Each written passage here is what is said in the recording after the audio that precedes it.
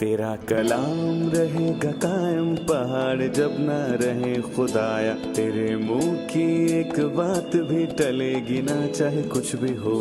तेरी मान दिए है जिंदा सोने से भी कीमती, मेरा दिल ये दे गवाही है ये किताब अजीम। नाज़िल करे अपना कलाम, शिकस्ता दिलों को सुकून मिले, तारीखी दूर हो मेरी राहें रोशन कर। दिल अपना कलाम कसरत से ए खुदा बदल दे, रिहाई दे कसरत से फल मिला, कलाम रहेगा कायम पहाड़ जब ना। अजीज नाजरीन, मैं अयाद ज़रीफ आप तमाम देखने वालों को हमारे रोज़ के बाइबली मुतालियाती प्रोग्राम की नई किस्त में खुशामदीद कहता हूँ। अभी हम पुराने अहदनामे की कुतब में से यसाया की किताब का मुताला कर रहे हैं, जो कि एक नबूवती किताब है, और आज हम 7वें बाब की 15वीं आयत से लेकर बाब के आखिर तक मुताला करेंगे। अजीज़ों, पिछली किस्त में हमने मसीह के कंवारी से पैदाइश के अजीम वाक़े पर गौर किया और हमने ये जाना कि ये लाजिम था कि मसीह की पैदाइश एक कंवारी से ही होनी चाहिए। ये नामुमकिन है कि इंसान मुदाखलत करके खुदा को आसमान से उतार लाए, और ये कदम खुदा ही की तरफ से उठाया जाना था। मसीह हमारे पास औरत के वसीले से आया जो मर्द से नावाकिफ थी, क्योंकि वो औरत की नस्ल है। और हमने सीखा कि लफ्ज़ कंवारी इब्रानी में एल्मा है, जिसका जिक्र पुराने अहदनामे में 7 मरतबा आया, यानी कि कंवारी जो मर्द से नावाकिफ हो। और हमने जाना कि उसे कंवारी से पैदा होना पड़ा ताकि वो जिस्म इख्तियार करे और सलीब पर अपनी जान हमारे लिए दे। ऐसा मुमकिन ना होता कि खुदा को मौत की सज़ा दी जाती, क्योंकि खुदा मरता नहीं है। खुदा को जिस्म इख्तियार करना पड़ा ताकि वो खुदा के फजल से सबकी खातिर मौत को चखे। और अजीज़ों, आज 7वें बाब के अंदर ही हम एक नए मौजू को देखेंगे जो दुश्मनों और बर्बादी और अदालत के हवाले से है, जो यहूदा की सरजमीन पर आएगी। आज की किस्त के मुताले में आपको मौका मिलेगा ये जानने का कि दुश्मन कौन है और किस तरह ये बर्बादी होगी या हो चुकी। लेकिन आज के प्रोग्राम का बाकायदा आगाज करने से पहले मैं खुदा के खादिम भाई यूसुफ रियाज का खैर मकदम करूंगा। खुशामदीद भाई। शुक्रिया भाई। और स्टूडियो में आए दीगर मेहमानों को भी खुशामदीद। नाजरीन, मैं आपकी हौसला अफजाई करूंगा कि अपने घराने को लेकर बैठें और अपनी बाइबल मुकद्दस को तैयार करें और यसाया 7 बाब के मुताले में हमारे साथ शरीक हों।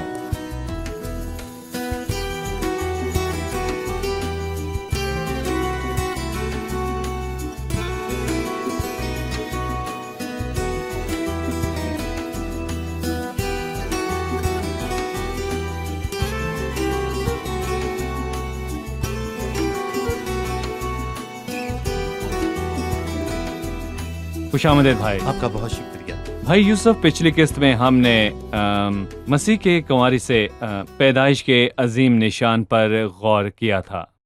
यहाँ एक नबूवत है जिसके मुताबिक मसीह कंवारी से पैदा होगा और उसका नाम इमैनुअल रखेंगे। इससे पेशतर कि हम 15वीं आयत की तरफ बढ़े हैं, हम चाहते हैं कि आप हमें उन नबूवतों के मुतालिक कुछ बताएं कि वो कहाँ पैदा होगा, कहाँ मरेगा, कब मरेगा, और मसीह से मुतालिक बातें जो कि पुराने अहदनामे की नबूवतों में दर्ज हैं उनके मुतालिक बताएं।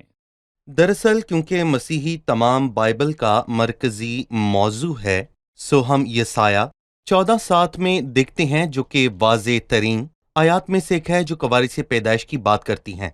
मीका 5:2 में बताया गया कि वो कहाँ पैदा होगा। ए बैतलहम अफराता, अगरचा तो यहूदा के हजारों में शामिल होने के लिए छोटा है, तो भी तुझमें से एक शख्स निकलेगा और मेरे हजूर इसराइल का हाकिम होगा। इस आयत को मत्ती 2 बाब की 6 आयत में हवाला किया गया है। सो वो हमें कंवारी से पैदा होने और बैतलहम में पैदाइश के मुतालिक बताता है, और ज़बूर 22 में वो हमें बताता है कि वो किस तरह मरेगा। लिखा है, वो मेरे हाथ और मेरे पांव छेदते हैं, और ये सलीबी मौत की तरफ इशारा करता है।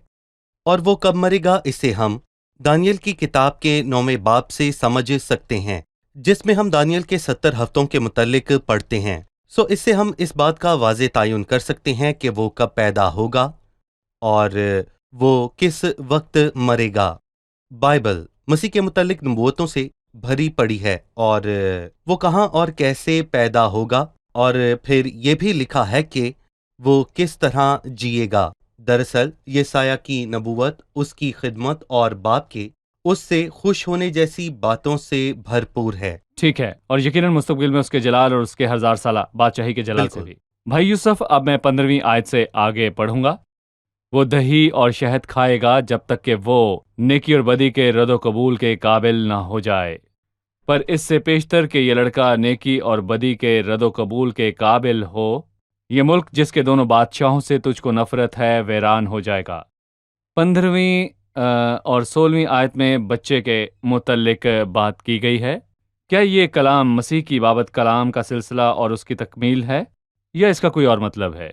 ہم کہہ سکتے ہیں کہ 15ویں آیت اسی مولود مقدس کے متعلق کلام کا سلسلہ ہے، اور لکھا ہے کہ دیکھو ایک کنواری حاملہ ہوگی اور بیٹا جنے گی، اور وہ اس کا نام ایمینول رکھے گی، اور وہ دہی اور شہد کھائے گا جب تک کہ وہ نیکی اور بدی کے رد و قبول کے قابل نہ ہو جائے۔ یہ آیات دو چیزوں پر روشنی ڈالتی ہیں جو ہم سیکھ سکتے ہیں۔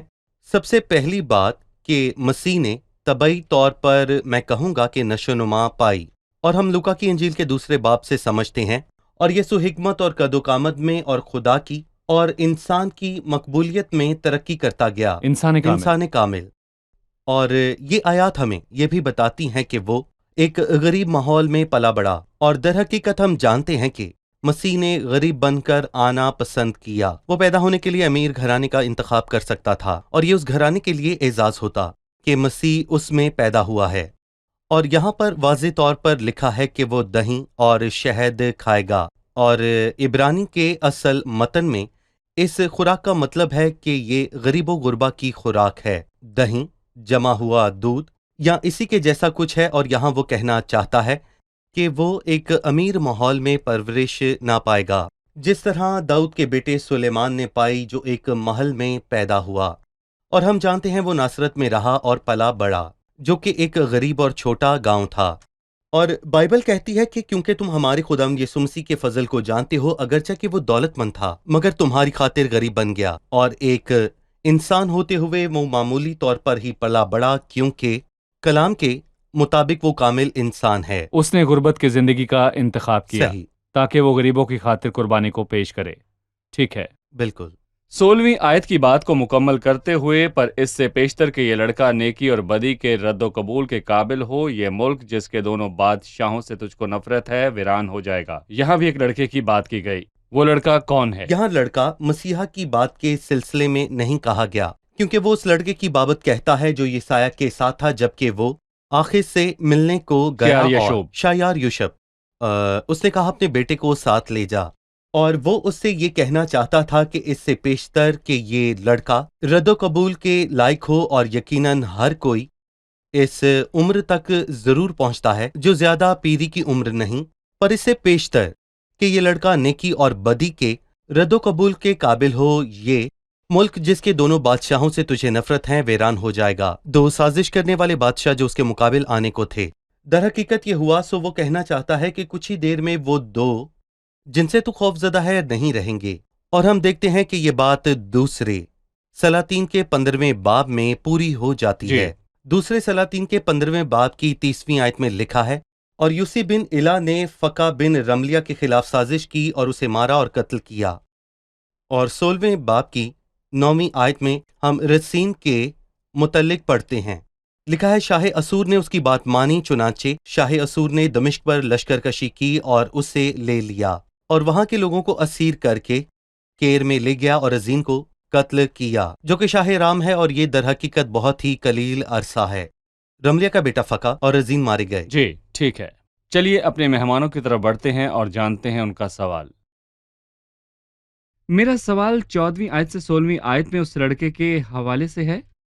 بائبل میں لکھا ہے، دیکھو ایک کنواری حاملہ ہوگی اور بیٹا جنے گی، اور وہ اس کا نام ایمینول رکھے گی۔ وہ دہی اور شہد کھائے گا جب تک کہ وہ نیکی اور بدی کے رد و قبول کے قابل نہ ہو جائے۔ 16ویں آیت میں لکھا ہے، پر اس سے پیشتر کہ یہ لڑکا نیکی اور بدی کے رد و قبول کے قابل ہو، یہ ملک جس کے دونوں بادشاہوں سے تجھ کو نفرت ہے ویران ہو جائے گا۔ 15ویں آیت میں تو کسی اور لڑکے کا ذکر ہے جو کہ 16ویں آیت سے مختلف ہے، حالانکہ بہت سی باتیں ایک جیسی ہیں، گویا وہ ایک ہی لڑکا ہے۔ وہ ثبوت چاہتا ہے اس کا کیا ثبوت ہے کہ جس لڑکے کا ذکر 16ویں آیت میں ہوا وہ مسیح نہیں ہے؟ میں کہوں گا 15ویں آیت بہت واضح ہے، جہاں وہ کہتا ہے اس کا نام ایمینول رکھے گی، وہ دہی اور شہد کھائے گا۔ یہ بیان کس کے حوالے سے دیا گیا؟ مسیح کے علاوہ ایمینول اور کوئی نہیں ہے۔ لیکن جب ہم 16ویں آیت کے پس منظر کو سمجھتے ہیں کہ پر اس سے پیشتر کہ یہ لڑکا، اور اس نے یہاں پر یہ کیوں کہا کہ اس سے پیشتر یہ لڑکا نیکی اور بدی کے رد و قبول کے قابل ہو؟ اگر یہ پہلی بات کا تسلسل ہوتا تو وہ اس میں ضمیر کا استعمال کرتا، صحیح۔ لیکن وہ اس لڑکے کی بابت کہہ رہا ہے جو یسایہ کے ساتھ تھا کہ اس سے پیشتر یہ لڑکا سمجھ اور ادراک اور تمیز میں پختہ ہو، یہ ملک جس کے دونوں بادشاہوں سے تجھے نفرت ہے ویران ہو جائے گا، اور فقہ اور رزین یہ مر ایک جائیں تاریخی گے۔ واقعہ ہے، جی یہ واقعہ اس کا تاریخی تعلق ہے، مسیح کی پیدائش سے نہیں ہے۔ جی اس کا کوئی تعلق نہیں ہے۔ سو یہ بات مسیح کی پیدائش کے کچھ دیر بعد واقعہ نہیں ہوئی جبکہ وہ انسانی طور پر بالغ ہوا، بلکہ ایسا تاریخی طور پر اس لڑکے شعار یعشوب کی زندگی کے دوران ہوا۔ اگر یہ مسیح کی بابت لکھا ہے تو اس کا مطلب یہ ہے کہ رملیہ کا بیٹا فقہ سینکڑوں برس تک جیتا رہا، یا پھر یہ کہ مسیح کی پیدائش اس دور میں یا ہوئی، مسیح کی پیدائش لیکن اس جیسا آپ نے دور کہا میں کہ ہوئی۔ دوسرے سلاطین کی 1530 میں جی، ایسا تاریخی طور ایسا پر ہوا اپنے مقررہ وقت پر۔ بھائی یوسف، ہم ایک رپورٹ دیکھیں گے، پھر 17ویں آیت سے مطالعے کا آغاز کریں گے۔ مسیح اوروں کی مانند نہیں ہے، وہ خدا کے سب مقاصد کی بنیاد ہے، جس کا حوالہ بائبل کی سب کتب اور نبوتوں میں دیا گیا ہے، اور یہ نبوتیں مسیح کی طرف اشارہ کرتی ہیں جس نے خدا کے ابدی مقاصد کو پورا کیا۔ لکھا ہے خداوند کی مرضی اس کے ہاتھ کے وسیلے سے پوری ہوگی۔ جی، مسیح ہی وہ ہستی ہے جس کا انتظار تمام زبانوں کو تھا، سب قوموں کے لیے مرغوب ہے۔ وہی ہے جس کے متعلق خدا نے باغ عدن میں کلام کیا، اور وہی ہے جس کا وعدہ خدا نے ابراہیم سے کیا کہ تیری نسل کے وسیلے سے زمین کی سب قومیں برکت پائیں۔ 17ویں آیت سے بائبل کہتی ہے، خداوند تجھ پر اور تیرے لوگوں اور تیرے باپ کے گھرانے پر ایسے دن لائے گا جو آج تک کبھی نہ لایا، یعنی شاہ اسور کے دن، جیسے اس دن سے جب افرایم یہودا سے جدا ہوا۔ اس وقت یوں ہوگا کہ خداوند مصر کی نہروں کے اس سرے سے مکھیوں کو اور اسور کے ملک سے زنبوروں کو سسکار کر بلائے گا۔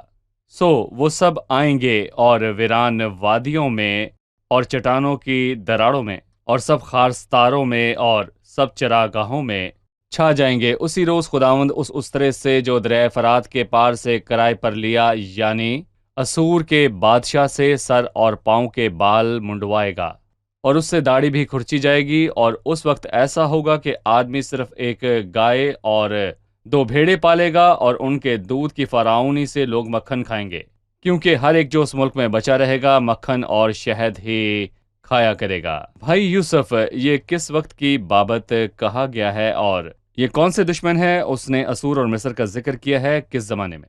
اس کلام میں بنیادی طور پر آخذ یا پھر انسان کی بے اعتقادی کی بات کی گئی، جس سے ایمینول کی آمد معطل نہ ہو سکی۔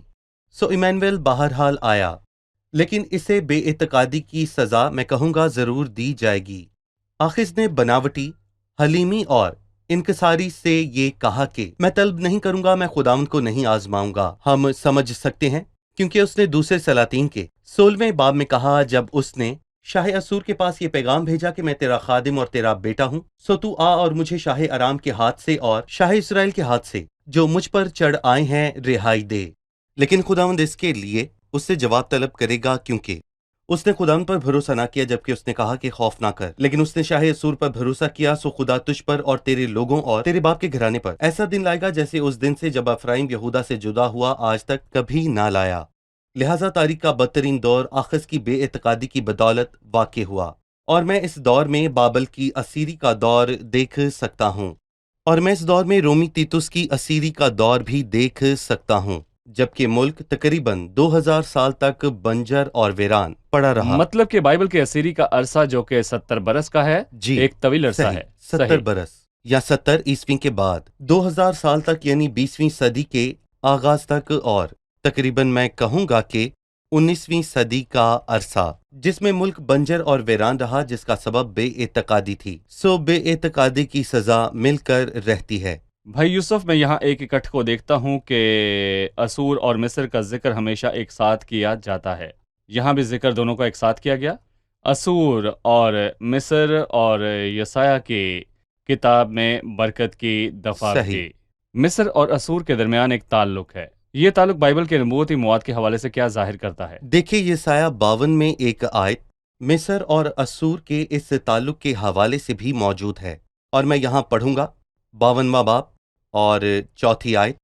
खुदावन यूं फरमाता है कि मेरे लोग इब्तिदा में मिस्र को गए कि वहां मुसाफिर हों, जो खुदावन ने अब्राहम से कहा उसे पूरा करने की खातिर, और असूरियों ने भी बेसबब उन पर जुल्म किया। और 7वें बाब में हम असूर और मिस्र के दरमियान एक ताल्लुक देखते हैं, जबकि वो मिस्र की मक्खियों और असूर के जनूबरों का जिक्र करता है। और जैसा आपने कहा, यसाया के 19वें बाब में हमें एक बाबरकत अक्स नजर आता है, जबकि वो बरकत पूरी होती है कि मिस्र मेरी उम्मत, असूर मेरे हाथ की सन्नत और इसराइल मेरी मिरास है। सो मैं कहूंगा कि मिस्र और असूर इसराइल के दरमियान एक ताल्लुक है, और जब हम 19वें बाब पर पहुंचेंगे तो इस मुबारक नबूवत पर हम मजीद रोशनी डालेंगे। और जैसा कि आपने कहा कि ये दुश्मनी का ताल्लुक है, अदालत का ताल्लुक है, और फिर बरकत का ताल्लुक है जी 1000 साल बिल्कुल। बादशाही के अंदर। भाई यूसुफ, अब हम 22वीं आयत की तरफ बढ़ेंगे। और उनके दूध के फराउनी से लोग मक्खन खाएंगे, क्योंकि हर एक जो उस मुल्क में बच रहेगा मक्खन और शहद खाया करेगा। और उस वक्त ये हालत हो जाएगी कि हर जगह हज़ारों रुपए के ताकिस्तानों की जगह खारदार झाड़ियाँ होंगे। भाई यूसुफ, यहाँ पर खारदार झाड़ियों का जिक्र किया गया है, जिसका जिक्र बाइबल की पहली किताब पैदाइश में लानत के हवाले से किया गया है। यही लानत का सिलसिला कौम की बर्बादी के वक्त में भी जाहिर हुआ। इस लानत के कौम पर फिर से जाहिर होने के मुतालिक हमें बताएं। बेतकादी जो आखिज ने जाहिर की, और मसीहा यानी इमैनुअल का रद्द किया जाना जो उनके लिए भलाई को लेकर आया, लानत के सिवा उन्हें कुछ हासिल ना देगा। हालांकि उस सरजमीन में दूध और शहद बहना चाहिए, जमा हुआ दूध और जंगली शहद, ये वो खुराक है जो गरीब गुरबा की है। सो मैं कहूँगा कि लोग इस मुल्क में हजारों सालों तक गरीबो गुरबा रहे। तो मैं यहाँ पर ये कहूँगा कि क्या ये जलाली मुल्क है जैसा दानियल ने कहा? क्या ये इमैनुअल का मुल्क है जैसा कि 8वें बाब में लिखा है? क्या ये वही मुल्क है जिसमें दूध और शहद बहता है? दर हकीकत मैं कहूँगा कि ये वही मुल्क है, लेकिन लोगों की बेएतकादी की बदौलत इस मुल्क में लानत के सबब से खारदार झाड़ियाँ हैं, बजाय इसके कि यहाँ पाकिस्तान और जैतून के दरख्त और भलाई हो। सो ये मुल्क भलाई से भरपूर था, लेकिन वो सब कुछ जाता रहा और खारदार झाड़ियों के सिवा कुछ नहीं बचा, जो कि बेएतकादी और गुनाह की लानत है। सही। अब हम मेहमानों से उनका सवाल जानेंगे। मेरा सवाल 18वीं आयत से है। उस वक्त यूं होगा कि खुदावंद मिस्र की नहरों के उस सिरे से मक्खियों को और असूर के मुल्क से जनूबनों को संसार कर बुलाएगा। इस आयत के मुझे समझ नहीं आई, बता दीजिए। भाई यूसुफ, इसे एक बार फिर से वाजे कर दें। हमने देखा कि वो मक्खियों की बार मिस्र का हवाला देता है, और दरअसल मुल्क मिस्र मक्खियों के हवाले से मशहूर है, और जंबूरों की बार असूर का, और वाकई असूरी जंबूरों के लिए मशहूर थे। ये बात तो एक तरफ रही, लेकिन दूसरी तरफ मक्खियां परेशान करने वाली हैं, लेकिन जंबूर परेशान नहीं करते, लेकिन जान ले सकते हैं। और मेरा मानना है कि मिस्र की मक्खियों और असूर के जंबूरों में बहुत फर्क है। लेकिन एक बात ने मेरी तवज्जो हासिल की कि खुदा उन्हें सुस्कार कर बुलाएगा। उस वक्त यूं होगा कि खुदावंद उस सर से मक्खियों को सुस्कार कर बुलाएगा, और हम देखते हैं कि खुदा हर चीज पर इख्तियार रखता है। जैसे ही वो उन्हें इशारा करता है, हर एक उसके हुक्म की तामील करता है। और जी, लिखा है ठीक। बादशाह का दिल खुदावंद के हाथ में है, और लिखा है वो उसको पानी के नालों की मानंद जिधर चाहे फेरता है। और मुकाशफा के 17वें बाब में एक बहुत खूबसूरत आयत लिखी है। लिखा है, और जो 10 सिंग तूने देखे वो और हैवान उस कसबी से अदावत रखेंगे, और उसे बेकस और नंगा कर देंगे, और उसका गोश्त खा जाएंगे, और उसको आग में जला डालेंगे, क्योंकि खुदावंद उनके दिलों में डालेगा कि वो उसकी राह पर चलें, हालांकि वो बादशाह शरीर थे और उन्होंने उस झूठे नबी की पैरवी की जिसके पीछे शैतान था। लेकिन खुदा ने उनके दिलों में डाला कि वो उसके मंसूबे को पूरा करें। मतलब कि पूरी कायनात में खुदा के हुक्म के सिवा कुछ भी नहीं हो सकता। सो अगर वो सुस्कार कर मक्खियों को बुलाता है तो वो आती हैं, और अगर वो सुस्कार कर जंबूरों को बुलाता है तो जंबूर आते हैं। गोया वो कहना चाहता है कि जिन पर तूने भरोसा किया वही तुझे परेशान करेंगे और तुझे नुकसान पहुंचाएंगे। तूने शाह यसूर पर भरोसा किया, मुझ पर नहीं किया, और तूने मौका गवा दिया। सही। भाई यूसुफ 20वीं आयत में लिखा है, उसी रोज खुदावंद उस उस्तरे से जो दरिया फरात के पार से किराए पर लिया यानी असूर के बादशाह से सर और पांव के बाल मुंडवाएगा। इस आयत का मुआवजना कीजिए जो कि खुदावंद से बागी होने के हवाले से है, गिनती छठे बाब की उस आयत के साथ जो कि हकीकी नज़र के हवाले से है। हकीकी नज़र की तकदीस के हवाले से बताएं जो कि मसीह को पेश करता है, और उस कौम के हवाले से जो खुदावंद से बागी होगी, और उसकी अदालत के मुतल्लिक भी। अगर आप गिनती के छठे बाब को पढ़ें, आपको मालूम होगा कि जब नजीर अपने मुकद्दस सर को नापाक करता है तो उसे अपना सर मुंडवाना होता है। गोया इस कौम को खुदा का नजीर होना चाहिए था, लेकिन अफसोस कि ये नापाक हो गई क्योंकि इसने गैर माबूदों की तरफ रजू किया, और नतीजे में उसे अपनी दाढ़ी और सर और पाँव के बाल मुंडवाने पड़े और सब कुछ खत्म हो गया। मैं कहूँगा इससे दो बातें जाहिर होती हैं। पहली बात, इससे शर्मिंदगी जाहिर होती है क्योंकि मशरिक में सर मुंडवाना बहुत ही शर्म की बात मानी जाती है, और दूसरी बात ये है कि मिस्र और असूर से आने वाली अफवाज वो सब कुछ ले लेंगी जो उनके पास है, बाल तक ना छोड़ेंगे, यानी कि वो सब कुछ लूट लेंगे, मतलब कि वो सब कुछ उनसे ले लेंगे। सो उन्होंने अपने मुकद्दस सर को नापाक किया, और नतीजा ये निकला कि वो रुस्वा और जलील हुए, और ये भी कि वो सब कुछ जो उनका था उनसे ले लिया गया। गिनती की किताब में छठे बाब से पहले गैरत की शरीयत है। जब कोई गुमराह हो जाए और गैरत। खुद को नापाक कर ले, गोया वो कहना चाहता है कि ये कौम अपने तकदीस से बहुत दूर निकल गई है, लेकिन सही। एक हकीकी नजर अंगूर का नज़ीर। हकीकी दरख्त सही, जाहिर हुआ। बिल्कुल। खुदावंद आपको खुदा बरकत दे आपको भाई भी यूसुफ। बरकत दे। हम चाहेंगे कि आप 24वीं आयत के आखिरी अल्फाज के मुतालिक हमें कुछ बताएं। लोग तीर और कुमाने लेकर वहां आएंगे क्योंकि तमाम मुल्क कांटों और झाड़ियों से पुर होगा, मगर उन सब पहाड़ियों पर जो कदाली से खोदी जाती थी, झाड़ियों और कांटों के खौफ से तू फिर ना चढ़ेगा, लेकिन वो गाय बैल और भेड़ बकरियों की चरागाह होंगी। इस मुल्क की बर्बादी का एक और अक्स है। वो मुल्क जहां दूध और शहद बहता है, जहां लहलहाती फसलें होनी चाहिए, वहां खारदार झाड़ियों और भटकने वाले रेवड़ों के सिवा कुछ ना रहा। और फिर नूहा की किताब में वो वाज़े तौर पर कहता है कि कोए से उनकी वीरानी के बायस उस पर गीदड़ फिरते हैं, मतलब कि यही हालत एक तवील अरसा तक रही। जलाली मुल्क वैसा ना रहा, जिसकी वजह बेइत्तेकादी और खुदावंद यीशु अल मसीह को रद्द करना है। सही। खुदावंद आपको बरकत दे। हम प्रोग्राम के इख्तिताम पर हैं। चलिए मेहमानों से उनकी राय जानते हैं।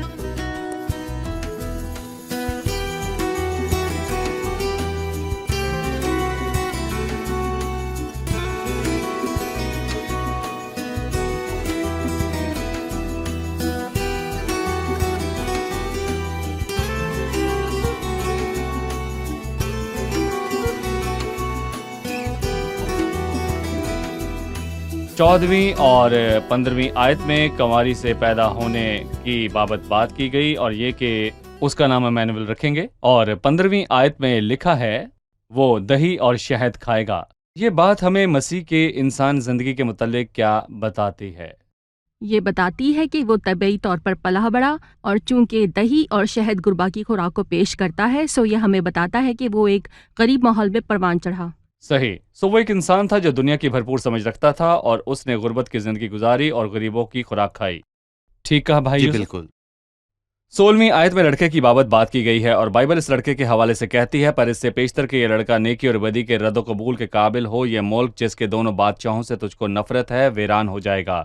क्या ये मसीह के कंवारी से पैदा होने की बात का सिलसिला है, या फिर इसका कुछ और मतलब है? नहीं, ये उस बात का मतलब नहीं है, बल्कि ये एक दूसरा लड़का है जो यसाया का बेटा है, और इस नबूवत के कुछ ही देर बाद पूरा होना था, जो उन दो बादशाहों के मुतल्लिक थी जो आखिर से लड़ने को आ रहे थे, वो मारे जाएंगे। और इसकी तकमील दूसरे सलातीन की 15:30 में हुई। सो ये एक तारीखी वाकया है, पर इससे पेशतर के ये लड़का यानी शयार याशूब नेकी और बदी के रद्द कबूल के काबिल हो यह मुल्क जिसके दोनों बादशाहों से तुझको नफरत है वीरान हो जाएगा। सही। ठीक है ना भाई? जी। मैं चाहूंगा कि उस अदालत का मुआवजा करें जो कि इस गद्दार कौम पर हुई, जो हमें शाह असूर के किस्से में नजर आती है, जो उनका सर मुड़ने वाले उसरे को जाहिर करता है, और मसीह जो हकीकी नज़ीर है जिसका जिक्र गिनती 6 में हुआ। गिनती की किताब के 6 बाब में नज़ीर की शरीयत इसकी तस्दीक करती है कि वो अपने बालों को बढ़ाए, लेकिन अगर बालों को नज़ीर बढ़ाए। एक बार नापाक हो जाए तो उसे अपने सर को मुंडवाना पड़ता है, और यही हालत इस कौम की थी जबकि वो नापाक हो गई। सो खुदा की अदालत उस पर आन पड़ी, और यानी शाह असूर आ गया, और वही था जिसने उनके नापाक होने के सबब उनका सर मूंढा। ये कौम की नापाक हालत के लिए बिल्कुल, खुदा की बिल्कुल। अदालत की कौम अलामत है। की नापाक हालत के लिए खुदा की अदालत की अलामत है, लेकिन मसीह हकीकी नज़ीर था, वो नज़ीर जिसने अपनी मौत में और जी उठने पर भी एक नज़ीर के सब फराइज को पूरा किया। सही, बहुत शुक्रिया भाई यूसुफ। जी। ठीक है, सही। शुक्रिया, खुदावंद आपको बरकत दे। शुक्रिया भाई यूसुफ। खुदा ने बरकत चाहा दे। तो आने वाली किस्त में 8वें जरूर। बाब का मुताला करेंगे। हमने जाना कि ये कौम बागी और गर्दनकोश और खुदा से गद्दार हो गई, और खुदा से गद्दार और जुदा हो गई। खुदावंद ने हौसला अफजाई और तसल्ली का कलाम आखिर तक पहुंचाया, और उसने कहा कि शाह असूर और शाह इराम से खौफजदा ना हो, और उससे हिफाजत का वादा किया। लेकिन उसने शाह असूर ही से मदद तलब कर ली, और नतीजा ये निकला कि शाह असूर जिसे उसकी मदद करना थी वही उसकी अदालत का फंदा बन गया। बहुत से लोग खुदावंद के बजाय और चीज़ों पर तकिया करते हैं, यहाँ तक कि खुद पर। बाइबल हमें बताती है कि खुदा पर भरोसा करने का मतलब है खुदा के वादों पर भरोसा करना, और जब खुदा कलाम करता है वो अपने वादों को पूरा करता है, और वो कहता है देखो मैं हमेशा तुम्हारे साथ हूँ। वो कहता है खौफ न कर, मैं तेरी मदद करूंगा। ए ईमानदार, बशर पर तकिया ना कर या उस पर भरोसा ना कर, उस कौम की गलती ना दोहराएं जिसने खुदावंद को छोड़ दिया, बल्कि चूंकि आप खुदावंद के हैं खुदावंद ही पर तकिया करें। और मैं आपसे कहूंगा कि नज़र की मानिंद हों, जो पूरी फरमाबरदारी के साथ अपने बालों की लटों को बढ़ने देता है, जो कि रूहानी तौर पर खुदा की फरमाबरदारी की अलामत है। चूंकि कौम नाफरमान थी, उसकी अदालत शरीर के हाथ से होना थी, और वो इलाही तादीब पाते रहे। लेकिन आप हर रोज़ फरमाबरदार रहें ताकि आपको अदालत और तादीब का सामना न करना पड़े। खुदावंद के नज़दीक आएं और उससे कहें खुदावंद तू जो कुछ चाहता है मैं तेरे फजल पर भरोसा रखते हुए करूंगा। खुदावंद के अहकाम में कायम रहें, और खुदावंद के अहकाम ही आपको हर खराबी से बचाएंगे। मैंने तेरे कलाम को अपने दिल में रख लिया ताकि तेरे खिलाफ गुनाह ना करूं। आने वाली किस्त में आपसे फिर मुलाकात होगी। खुदावंद आप सबको बरकत दे।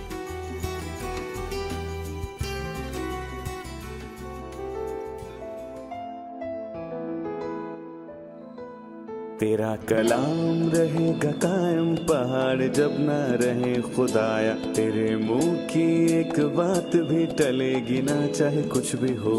तेरी मान दिए है जिंदा सोने से भी कीमती। मेरा दिल ये दे गवाही है ये किताब अज़ीम। नाज़िल करे अपना कलाम शिकस्ता दिलों को सुकून मिले। तारीकी दूर हो मेरी राहें रोशन कर। दिल अपना कलाम कसरत से ए खुदा बदल दे रिहाई दे कसरत से फल मिलाओ। कलाम रहेगा कायम पहाड़ जब ना रहे खुदाया। तेरे मुंह की एक बात भी टलेगी ना चाहे